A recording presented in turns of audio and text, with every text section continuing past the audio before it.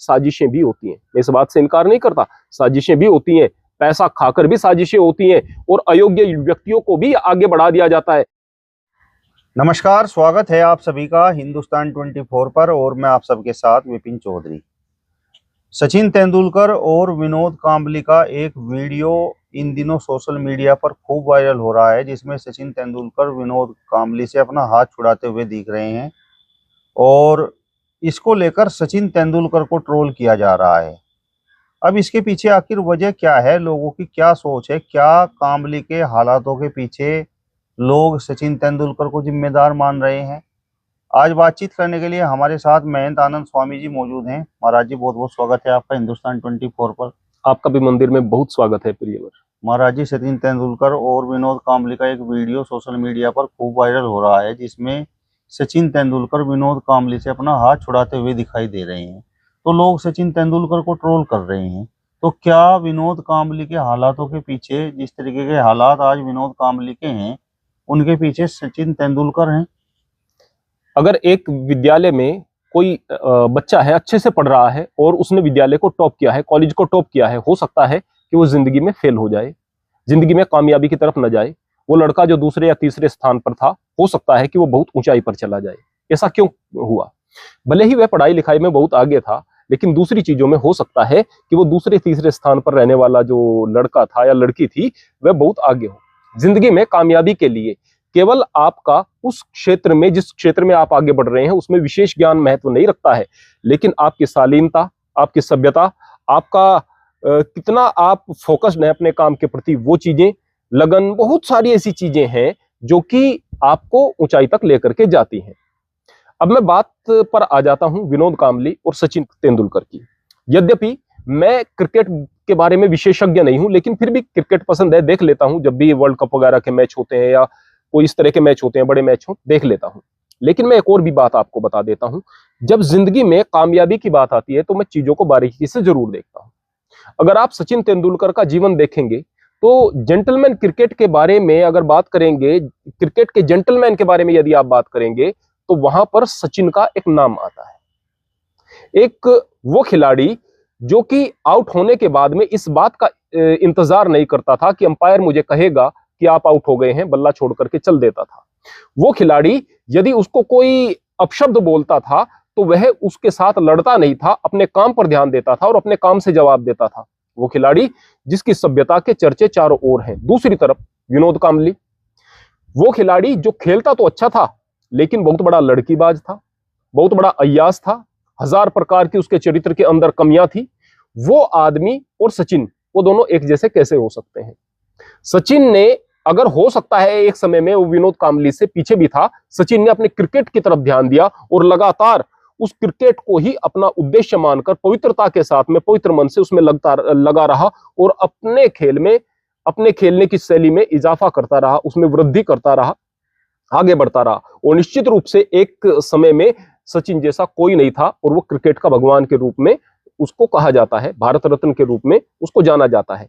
ये देश बेवकूफ नहीं है जो उसको भारत रत्न दे रहा है, या फिर ये दुनिया बेवकूफ नहीं है जो कि उसको एक सर्वश्रेष्ठ खिलाड़ी के रूप में देख रही है। ये दुनिया बेवकूफ नहीं है, या केवल वही लोग समझदार हैं जो कह रहे हैं कि बस सचिन ने उसको पीछे हटा दिया और बस विनोद कांबली पीछे हट गया, वरना विनोद कांबली जो था वो सचिन से बेहतर है। ये कुछ लोग होते हैं जो मूर्ख लोग हैं, जो इस तरह की बात करते हैं, जो जिनको खामखा की कंट्रोवर्सी क्रिएट करनी होती है। सचिन की और विनोद कांबली की आप तुलना कर ही नहीं सकते। सचिन ग्रेट बैट्समैन तो था ही, अच्छा क्रिकेटर है ही।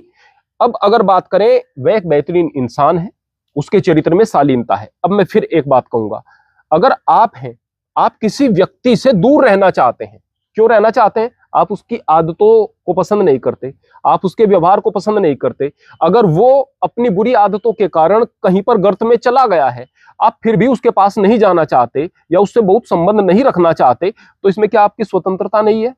या फिर हर एक उस व्यक्ति से जो आपके स्टैंडर्ड का नहीं है, आप उससे भी जाकर के गले मिलते रहें, बैठते रहें, सोच उसकी बेहतर नहीं है, आप उससे दूरी न बनाएं, तो क्या आपको अच्छा कहा जाएगा? एक बात कही जाती है कि यदि आपके चरित्र को जानना है तो आपके दोस्तों को देख लो, कैसे लोगों के पास आप उठते बैठते हैं, कैसे लोगों के साथ आपका व्यवहार है।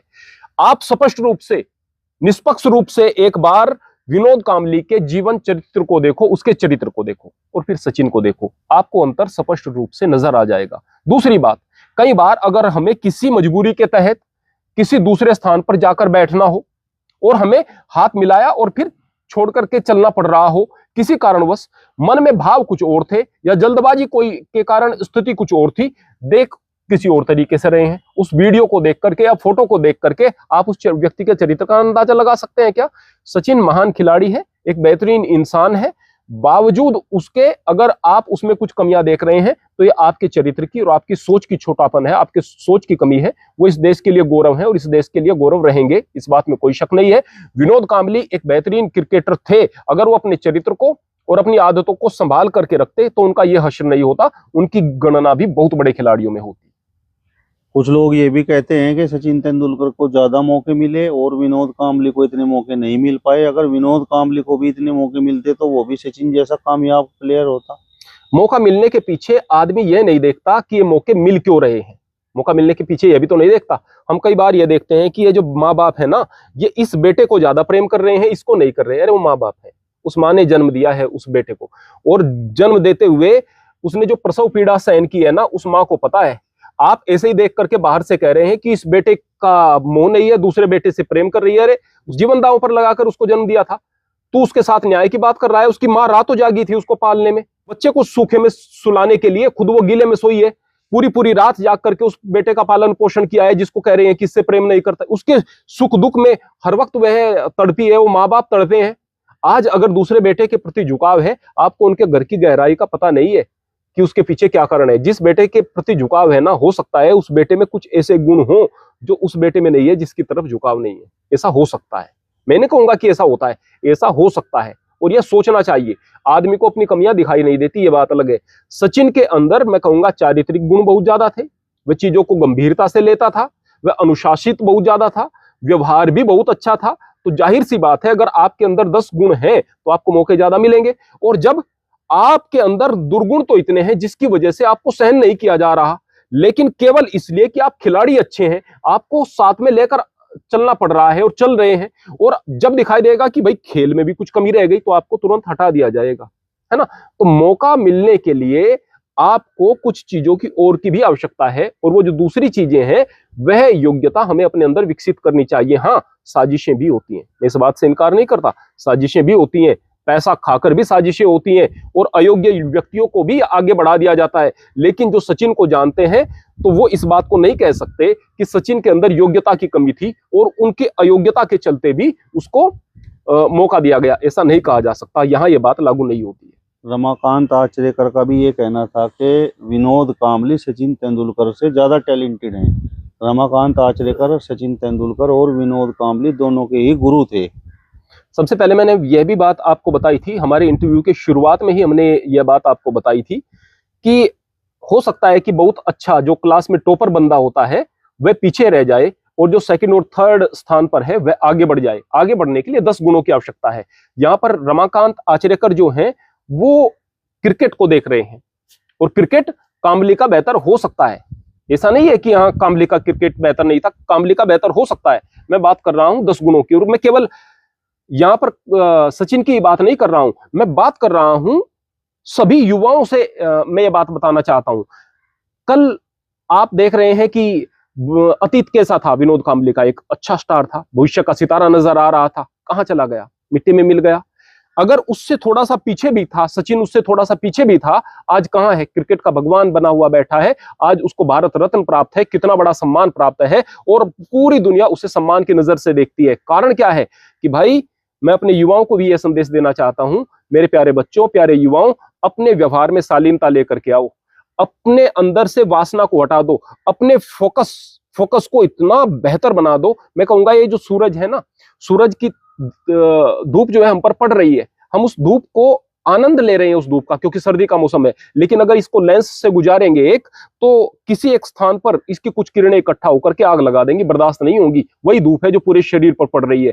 ठीक ऐसे ही अगर आप अपने अंदर की ऊर्जा को एक स्थान पर लगा दोगे ना, तो वह ज्यादा असरकारक हो जाएगी। आपकी ऊर्जा अगर बिखरी रहेगी तो वह किसी काम की नहीं रहेगी। आप कामली जैसी स्थिति में पहुंच जाएंगे। कामली 1000 प्रकार के व्यसन में पड़ा, शराब में पड़ा, लड़कीबाजी में पड़ा, 1000 प्रकार की गंदगी में जो भी गंदी आदतें हो सकती थी वो कामली के अंदर पाई गई। अगर आपके अंदर भी आदतें विकसित होंगी तो आप आगे नहीं बढ़ पाएंगे। समाज के लिए बहुत बड़ा संदेश है। मैं पुनः इस बात को कहना चाहूंगा कि आप अपने अंदर 10 गुणों को पैदा करेंगे तभी जिंदगी में आगे बढ़ पाएंगे। एक गुण के आधार पर आप आगे नहीं बढ़ सकते। इसीलिए कारण क्या है कि अनपढ़ लोगों की या कम पढ़े लिखे लोगों की बहुत सारे पढ़े लिखे लोग नौकरी करते हैं, क्योंकि वो कम पढ़े लिखे लोग बहुत सारे गुण रखते हैं जिससे कि वो आगे जाते हैं। उनके अंदर साहस होता है, उनके अंदर हिम्मत होती है, वो हर समस्या का सामना करने के लिए सक्षम होते हैं, वो आत्मविश्वास से भरे हुए होते हैं, उनमें अपनी बात रखने की क्षमता होती है, उनमें विपरीत बात को, विपरीत समय को सहन करने की स्थिति होती है। तो वो ऊंचाई पर पहुंच गए। उनकी नौकरी करने के लिए बहुत सारे पढ़े लिखे आते हैं। इसलिए 10 गुणों की जरूरत है। पढ़ाई लिखाई का महत्व है, बहुत महत्व है,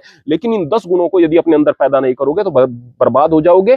और दुनिया कामयाबी को देखती है, आपकी योग्यता को नहीं, कामयाबी को देखती है। अगर कामयाब हो गए, आप अयोग्य भी थे, योग्य गिने जाओगे। और आप कितने भी योग्य हो, अगर कामयाब नहीं हो पाए तो फिर आपकी योग्यता का कोई मूल्य नहीं। योग्यता साहस के साथ में दिखाई देगी। मन में डर है तो आपकी अयोग्यता ही रहेगी, आपकी योग्यता भी अयोग्यता बन जाएगी। और अगर डर नहीं है, हिम्मत है, आप आगे बढ़ने वाले हैं, तो आपकी अयोग्यता योग्यता में बदल जाएगी और आप कामयाब इंसान की गिनती में आने लग जाओगे। चलिए, तो महंत आनंद स्वामी जी को आपने सुना। फिलहाल इस वीडियो में बस इतना ही। अगली वीडियो में फिर आपसे मुलाकात होगी। तब तक बने रहिए हिंदुस्तान 24 के साथ। नमस्कार।